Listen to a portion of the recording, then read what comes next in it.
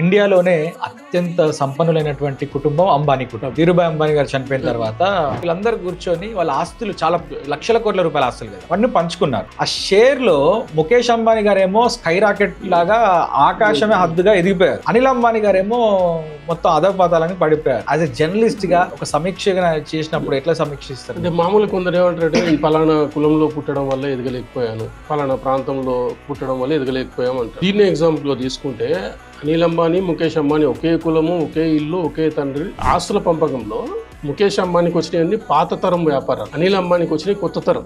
వీళ్ళకి వచ్చినాయి అంటే టెలికమ్యూనికేషన్, మ్యూచువల్ ఫండ్స్, ఫైనాన్స్, ఇలాంటివన్నీ కొత్త వ్యాపారాలు. ఇవన్నీ ఇతనికి వచ్చాయి. అతనికి వచ్చినాయి ఏంటంటే పెట్రోలియం అవి వచ్చాయి, పాత తరం వ్యాపారాలు అవన్నీ. జియో పెట్టేటప్పుడు 2 లక్షల కోట్లు పెట్టుబడి పెట్టారు. అంటే ఏంటంటే ఒక 10 సంవత్సరాల తర్వాత ఏం జరుగుతుందని గ్రహించి నువ్వు ఆ రంగంలోకి ఇప్పుడు పోతే నిలబడుతుంది. తమ్ముడు ఏంటంటే స్టైలు, సినిమా యాక్టర్, సినిమాలు తీశాడు. నీకెందుకు?